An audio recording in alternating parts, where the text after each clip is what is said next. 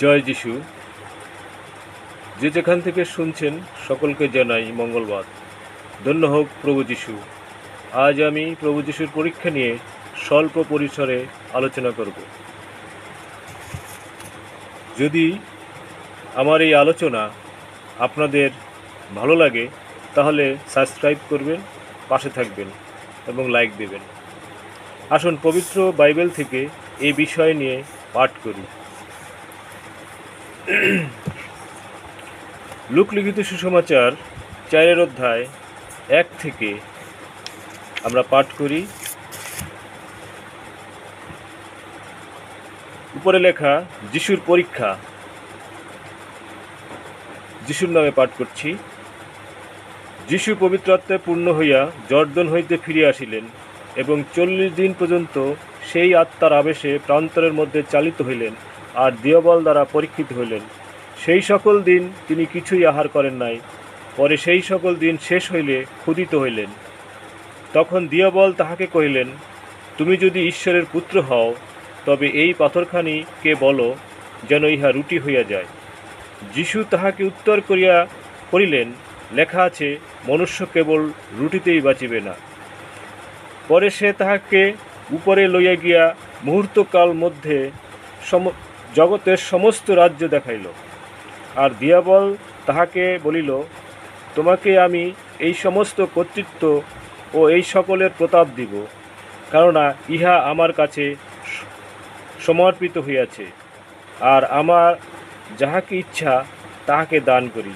অতএব তুমি যদি আমার সম্মুখে করিয়া প্রণাম করো তবে এই সকল তোমার হইবে। যিশু উত্তর করিয়া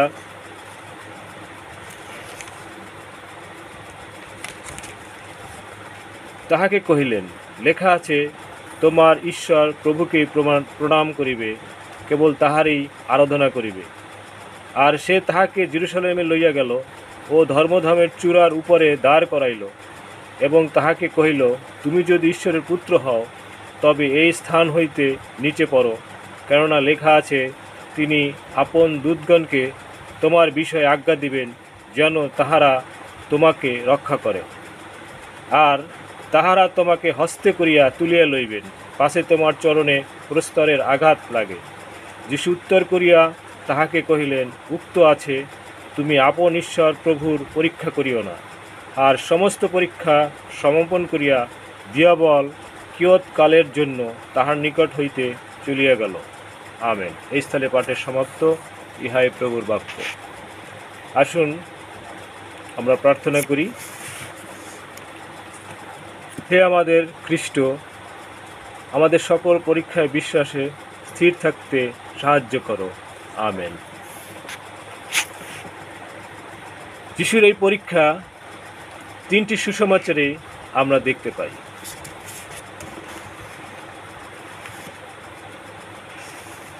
তিনটি সুসমাচারে যিশুর এই পরীক্ষায় আমরা খুব সুন্দরভাবে দেখতে পাই।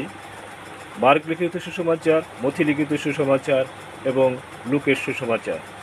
লুক লিখিত সুসমাচার থেকে আজকে আমরা বিষয়টি নিয়ে আলোচনা করব। এখানে প্রভু যিশুকে 3টি পরীক্ষা করা হয়েছিল, আর এই পরীক্ষা করেছিল সেই প্রথম থেকে সেই দিয়বল, যাকে শয়তান, লুচিফার বিভিন্ন নামে তাকে ডাকা হয়। আর সে যিশুকে পরীক্ষা করার জন্য যিশুর কাছে আসলেন। প্রেক্ষাপটটা কেমন ছিল? যিশু যখন জর্দন নদীতে গেলেন এবং সেখানে সে যোহন দ্বারা বাপ্তিস্মিত হলেন, বাপ্তিস্মিত হওয়ার পরে যিশু সে যখন জলে বাপ্তিস্ম গ্রহণ করার পরে যখন তিনি উঠলেন জল থেকে, তখন স্বর্গ থেকে একটি বাণী হলো, ইনি আমার প্রিয় পুত্র, ইহাতে আমি প্রীত। এবং কবতের ন্যায় পবিত্র আত্মা তার মধ্যে আসলো এবং পবিত্র আত্মা চালিত হয়ে তিনি সেই প্রান্তরে চলে গেলেন। সেই প্রান্তরটি ছিল খুব নির্জন।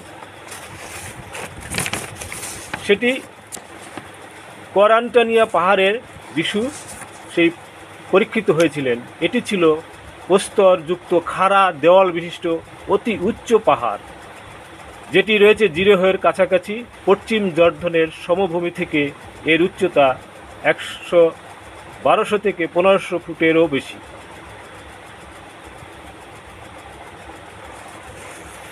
এখানে তিনি গেলেন এবং সেখানে গিয়ে সে দিয়বল কর্তৃক পরীক্ষিত হলেন। 3টি পরীক্ষা আমরা দেখতে পাই। প্রথম পরীক্ষা যিশুর করেছিলেন দিয়বল, সেটা ছিল, আমরা যদি দেখি লূক লিখিত সুসমাচারের 3 অধ্যায় 3 পদে,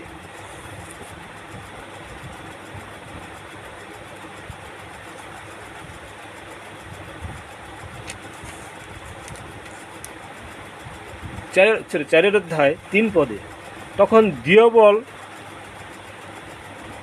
সেই সকল দিন তিনি কিছুই আর করেন নাই, পরে সেই সকল দিন শেষ হইলে ক্ষুধিত হইলেন।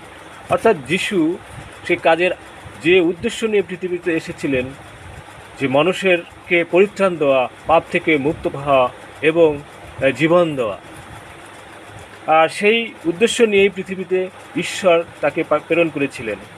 আর তিনি সেই কাজের জন্য শক্তি সঞ্চয় করার জন্য এবং পবিত্র আত্মায় পূর্ণ হওয়ার জন্য সেই বাপ্তিস্ম গ্রহণ করে সেই জর্দনের পারে সেই নির্জন স্থানে পরীক্ষিত হওয়ার জন্য, শয়তান কর্তৃক পরীক্ষিত হওয়ার জন্য সেখানে গেলেন। আর শয়তান তখন 40 দিন যিশু যখন সে প্রার্থনায় নিমগ্ন ছিলেন, পবিত্র আত্মার আবেশে ছিলেন, তখন তিনি 40 দিন পরে ক্ষুধার্ত হলেন। ঠিক সেই মুহূর্তে শয়তান যিশুকে পরীক্ষা করলেন। কারণ ক্ষুধার্ত মানুষের কাছে আহার একটি আকর্ষণীয় বিষয় হয়ে যায়, আর তাই তিনি সেই ক্ষুধিত বিষয় নিয়েই তিনি পরীক্ষা করলেন। আর সেখানে লেখা আছে 3 পদে, 4 অধ্যায় 3 পদে, তখন দিয়বল তাকে কইলেন, তুমি যদি ঈশ্বরের পুত্র হও তবে এই পাথরখানিকে বলো যেন ইহা রুটি হইয়া যায়। অর্থাৎ ক্ষমতার যিশু যে ঈশ্বর এবং যিশু যে এই পৃথিবীতে এসেছেন, তার যে মিশন, তার যে লক্ষ্য, তার যে উদ্দেশ্য, সেটা শয়তান খুব সুন্দরভাবে জানত। আর তাই শুরুতেই যিশুকে আঘাত করলো। আর শয়তান কিন্তু পবিত্র বাক্য খুব ভালো করেই জানে, আর দুর্বলতা কোথায় সেটাও ভালো করে জানে। শয়তান সেই দুর্বল জায়গায় আঘাত করলেন যেন যিশু সেখানে পরাস্ত হয়। যেমন আমরা জানি সেই আদমকে, সে হবাকে সে দুর্বল জায়গায় আঘাত করেছিলেন, শয়তান ঠিক একইভাবে যিশুকেও সেই পরীক্ষার সম্মুখীন করলেন যেন সে আঘাত করতে পারে, যেন তার উদ্দেশ্য, তার যে ঈশ্বরের যে পরিকল্পনা, সেটা ব্যর্থ হয়ে যায়। আর তাই যিশুকে প্রথম পরীক্ষা করলেন ক্ষুধা নিয়ে। আর যিশু সেখানে সেই পবিত্র বাক্য দ্বারা তাকে পরাস্ত করলেন। যিশু বললেন, মনুষ্য কেবল রুটিতেই বাঁচিবে না। সত্যি কথা, আমরা হয়তো দেহের ক্ষুধা নিবারণের জন্য খাবার গ্রহণ করে থাকি, কিন্তু আমরা শুধু দেহ বাঁচালে হবে না, কারণ এই দেহ নশ্বর, মিশে যাবে, ধুলায় ধুলিত হয়ে যাবে। কিন্তু ঈশ্বরের বাক্য দ্বারা আমাদের জীবন, আমাদের আত্মা অবিনশ্বর হয়ে থাকবে। আর যিশু তাই বললেন, মনুষ্য কেবল রুটিতেই বাঁচিবে না, কারণ রুটি খেলে পরে বা এই পার্থিব জগতের খাবার খেলে পরে আমরা একদিন মরে যাব, কিন্তু আমাদের আত্মা আর বাঁচবে না যদি আমরা ঈশ্বরের বাক্য গ্রহণ করতে না পারি।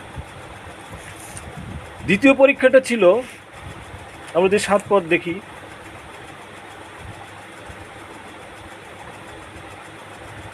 তার আগে আর দিয়বল তাহাকে কইলেন, তোমাকে আমি এই সমস্ত কর্তৃত্বে সকলকে প্রতাপ দিব। অর্থাৎ যিশুকে কি মুহূর্তকালের মধ্যে জগতের সমস্ত রাজ্য এবং রাজাদেরকে দেখালেন এবং সমস্ত কিছুই দেখিয়ে তাকে বললেন, এই সমস্ত কিছুই তোমাকে আমি দিব যদি তুমি আমাকে। এখানে লেখা আমরা একটু দেখি পরে সে তাহাকে উপরে লইয়া গিয়া মুহূর্তকালের মধ্যে জগতের সমস্ত রাজ্য দেখাইল। আর দিয়াবল তাহাকে বলিল, তোমাকে আমি এই সমস্ত কর্তৃত্ব, এই সকলের প্রতাপ দিব, কেননা ইহা আমার কাছে সমর্পিত হইয়াছে, আর আমার যাহাকে ইচ্ছা তাহাকে দান করি। অতএব তুমি যদি আমার সম্মুখে পড়িয়া প্রণাম করো, তবে এই সকলই তোমার হইবে। অর্থাৎ নেতৃত্ব, বিশ্বের সমস্ত রাজা, দেশ, সাম্রাজ্য, সমস্ত কিছু শয়তানের কর্তৃত্বে দেওয়া হয়েছে। আর এই সমস্ত কিছু যিশুকে দান করার জন্য সে বলছে, যেন যিশু সেই বিষয়ে সে তাকে প্রণাম করে এবং তার কাছে নত স্বীকার করে, আর সমস্ত কিছুই যেন যিশু পায়। এবং সেই লোভ তাকে দেখানো হয়েছিল, যেন সেই লোভে পড়ে যিশু তার কাছে আত্মসমর্পণ করে, আর ঈশ্বরের সেই পরিকল্পনা ভেঙে যায়, যেন মানুষ আর পরিত্রাণ না পায়, মানুষ যেন আর সেই মৃত্যু থেকে জীবিত হইতে না পারে।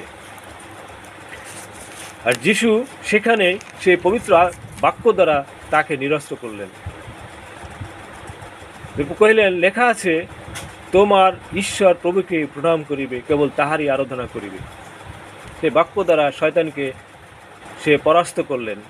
শয়তান এবারও সে পরাজয় বরণ করলেন। এবং তারপরে শেষ যে পরীক্ষা তিনি করলেন, সেটা হলো জেরুজালেমের লইয়া গেল ও ধর্মধামের চূড়ার উপরে দাঁড় করাইলে এবং তাহাকে কহিলেন, তুমি যদি ঈশ্বরের পুত্র হও, তবে এই স্থান হইতে নিচে পড়ো, কেননা লেখা আছে, তিনি আপন দূতগণকে তোমার বিষয়ে আজ্ঞা দিবেন, যেন তাহারা তোমাকে রক্ষা করে। দেখেন, ঈশ্বর, সেই প্রভু যীশু খ্রিস্ট যে ঈশ্বরের পুত্র এবং ঈশ্বর, তাকে কতটা পরীক্ষায় ফেলেছেন। আর শয়তানও কত সুন্দর শাস্ত্র জানে, আর সেই শাস্ত্রের কথাই তিনি বলেন, কারণ যিশু শাস্ত্র দিয়ে বারে বারে তাকে পরাজিত করছেন, সেই জন্য শয়তানও সেই শাস্ত্রর কথা বলল, যেন যিশুকে সে পরাস্ত করতে পারে। আর যিশু কি করলেন? যিশু উত্তর করিয়া তাহাকে বললেন, উক্ত আছে, তুমি আপন ঈশ্বর প্রভুকে পরীক্ষা করিও না। সেই বাক্য দ্বারাই শয়তানকে আবার পরাস্ত করলেন এবং শয়তান পরাজিত হয়ে চলে গেল কিয়ৎকালের জন্য। আমাদের জীবনেও এই পরীক্ষা সম্মুখীন আমরা হই। আমাদের এই 60 বা 70 বা 80 বছর বয়সে আমরা জন্ম থেকে এই বয়সের মধ্যে নানা পরীক্ষার মধ্য দিয়ে আমাদের জীবন পরিচালিত করি। আমরা যখন বিভিন্নভাবে আমাদের জীবন পরিচালিত করি, কাজ করে, চাকরি করে, ব্যবসা করে, বিভিন্নভাবে আমাদের জীবনে, আর তখন আমাদের জীবনেও শয়তান সে উপস্থিত হয় বিভিন্ন প্রলোভনের, বিভিন্ন ক্ষমতার দর্প প্রলোভনের মধ্য দিয়ে। বা আমরা যখন ক্ষুধার্ত থাকি, তখন শয়তান বলে, কই তোমার ঈশ্বর তো তোমাকে খাওয়াচ্ছে না। এবং যখন আমাদের অনেক টাকা পয়সা হয়, তখন লোভ, যে সমস্ত কিছু তোমাকে দিব। আর আমরা আস্তে আস্তে সেই শয়তানের পথে চলে যাই, ঈশ্বরের কাছ থেকে আমরা দূরে সরে যাই। তাই আসুন আমরা যেন ঈশ্বরের কাছে থাকি, ঈশ্বরের সেই পরাক্রম হস্তের নিচে আমরা থাকি এবং সর্বদা আমাদের সেই পবিত্র আত্মার মধ্য দিয়ে আমাদের জীবন পরিচালিত করি। এবং যিশু যেভাবে তার জীবনকে ঈশ্বরের কাছে সমর্পিত করেছিলেন এবং পবিত্র আত্মার মধ্য দিয়ে জীবন চালিত করেছিলেন, আমরাও যেন সেইভাবে তাকে বিশ্বাস করি এবং তার বিশ্বাসের মধ্য দিয়ে এবং তার সেই শিক্ষণীয় বিষয়গুলো জীবনে হৃদয়ে ধারণ করে আমরা যেন চলতে পারি এবং আমরা যেন সেই বিষয়টাকে হৃদয়ের মধ্যে নিয়ে সর্বদা আমরা আমাদের জীবনকে পরিচালিত করতে পারি। আমাদের যত পরীক্ষায় আসুক না কেন, সেই ইয়োবের মতো বিশ্বাসে অটল থাকতে হবে। আমাদের সমস্ত কিছু যেন ঈশ্বর পর নির্ভর করে। আমাদের জীবনে পরীক্ষার শেষ নেই, একের পর এক আমাদের জীবন পরীক্ষিত হচ্ছে, শয়তান দ্বারা আমাদের পরীক্ষা, আমরা জর্জরিত হয়ে পড়ছি। তাই আসুন আমরা যিশুতে নির্ভর করি, যিশুর নামের গুণে আমরা আমাদের জীবনের সেই পরীক্ষা দূর করি। এবং আমাদের পরীক্ষার আমরা মানুষ পড়বই, কারণ পরীক্ষা শয়তানের কর্তৃক আসে। কারণ যিশুকে শয়তান যেহেতু পরীক্ষায় ফেলেছে, আমাদেরও শয়তান পরীক্ষায় ফেলতে রয়েছে।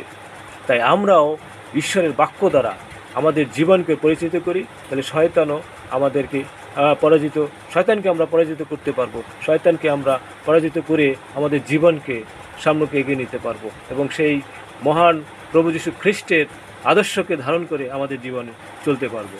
তাই আসুন, আমার আহ্বান থাকবে যেন আমরা প্রভু যীশুকে বিশ্বাস করি এবং জীবনে এবং পরিত্রাণের স্বাদ গ্রহণ করি। আমেন। সকলকে ধন্যবাদ। যে যেখান থেকে শুনছেন আবার আপনাদেরকে ধন্যবাদ জানাই। যদি আমার এই চ্যানেলের ভালো লাগে আপনাদের আমার এই কথাগুলো, আমাকে সাবস্ক্রাইব করবেন এবং লাইক দিবেন। সকলকে ধন্যবাদ।